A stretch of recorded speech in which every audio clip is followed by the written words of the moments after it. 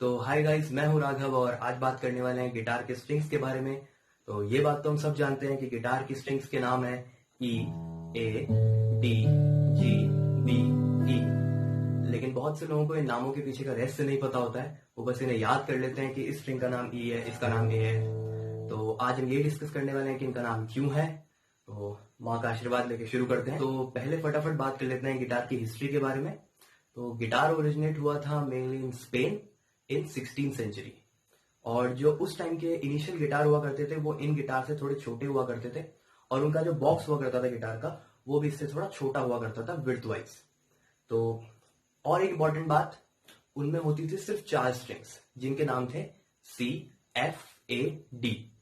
और लेकिन अभी जो हमारे पास गिटार है और अभी जो आजकल हम अकॉस्टिक गिटार यूज करते हैं उनमें होती हैं 6 स्ट्रिंग्स जिनके नाम है ई, ए, डी, जी, बी, ई। तो अभी समझते हैं कि इनके नाम ये क्यों है। तो इतनी बात हम पहले भी डिस्कस कर चुके हैं कि गिटार के हर स्ट्रिंग के हर फ्रेट पे कोई ना कोई नोट प्रोड्यूस होता है जिसका एक स्पेसिफिक नाम होता है। जैसे कि ये एक स्पेसिफिक नोट है और इसका एक स्पेसिफिक नाम है, ये एक नोट है और इसका भी एक स्पेसिफिक नाम है। तो अगर हम बिना किसी फ्रेट पे अपने फिंगर को रखे एक नोट प्रोड्यूस करते हैं जो कि है बॉटम से फर्स्ट स्ट्रिंग, तो ये भी एक नोट है बिना किसी फ्रेट पे अपने फिंगर रखे, और इस नोट का नाम है ई। तो बॉटम से सेकंड स्ट्रिंग पे चलते हैं तो इस नोट का नाम है बी। बॉटम से थर्ड स्ट्रिंग को ओपन प्ले करते हैं, इस नोट का नाम है G, then D, then A and then last E. तो यहां से हम ये कंक्लूड कर सकते हैं कि गिटार की स्ट्रिंग के नाम उन्हें ओपन प्ले करने पे जो नोट प्रोड्यूस होता है उसके ऊपर दिए जाते हैं, और हर स्ट्रिंग इंस्ट्रूमेंट में सेम रूल फॉलो होता है। तो अभी आप लोग के माइंड में क्वेश्चन आ रहा होगा कि इस स्ट्रिंग का नाम भी ई है और इस स्ट्रिंग का नाम भी ई है, तो क्या ये दोनों सेम नोट है लेकिन आवाज तो दोनों की अलग अलग आती है। तो इसका आंसर ये होगा कि ये जो ऊपर वाला ई है ये लोअर ऑक्टेव का ई है, और ये जो नीचे वाला ई है ये उससे नेक्स्ट ऑक्टेव का ई है। तो क्योंकि इन दोनों ईज की ऑक्टेव अलग अलग है इसलिए दोनों की आवाज अलग अलग आती है। अब हम ये देख लेते हैं कि गिटार में ऑक्टेव चेंज कहाँ पे होता है। तो अभी आपको आपकी स्क्रीन पे कहीं पे नोट्स का स्टैंडर्ड सीक्वेंस दिख रहा होगा, तो उस हिसाब से हम चलेंगे।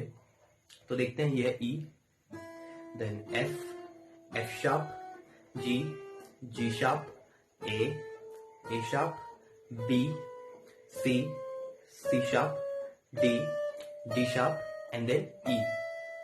तो हम देखते हैं 12th फ्रेट पे, हमारे गिटार के 12th फ्रेट पे हम दोबारा घूम के ई पर आ गए। तो हम कह सकते हैं कि हमारे गिटार में जो ऑक्टेव चेंज होता है वो होता है 12th फ्रेट पे। इसीलिए आपने देखा होगा गिटार के 12th फ्रेट पे 2 डॉट्स दिए जाते हैं। तो एक बार इसे क्रॉस चेक कर लेते हैं दूसरी स्ट्रिंग से। तो बी से चलते हैं, तो B, C, C sharp, D, D sharp, E, F, F sharp, G, G sharp, A sharp and A sharp के बाद हमारा आता है फिर से बी। तो यहां पे भी वही हुआ, 12th फ्रेट पे हमारा दोबारा से ऑक्टेव चेंज हो गया। अब हमेशा 12th फ्रेट पे ऑक्टेव इसलिए चेंज हुआ है क्योंकि हमारे नोट्स जो होते हैं वो 12 ही होते हैं। तो 12 नोट्स होते हैं इसलिए हमेशा 12th फ्रेट पे ऑक्टेव चेंज हो जाता है। और सिर्फ वेस्टर्न म्यूजिक में नहीं, इंडियन क्लासिकल में भी 12 ही नोट्स होते हैं, या फिर कह लो 12 सुर होते हैं। तो वो होते हैं 7 शुद्ध स्वर और 4 कोमल और 1 होता है उनमें तीव्र।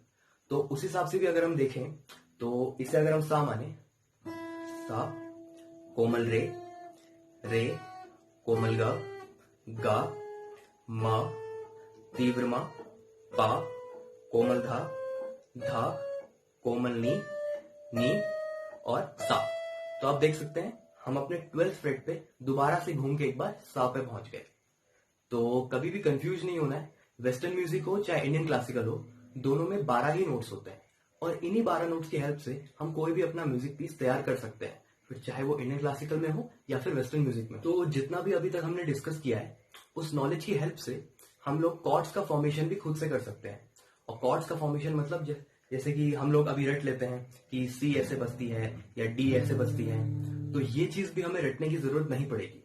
एक बार हम जो नोट्स के स्टैंडर्ड सीक्वेंस एंड जो नोट्स होते हैं कौन से स्ट्रिंग पे कौन सा नोट्स होता है इसके हिसाब से हम देखें तो हम किसी भी कॉर्ड का फॉर्मेशन कर सकते हैं।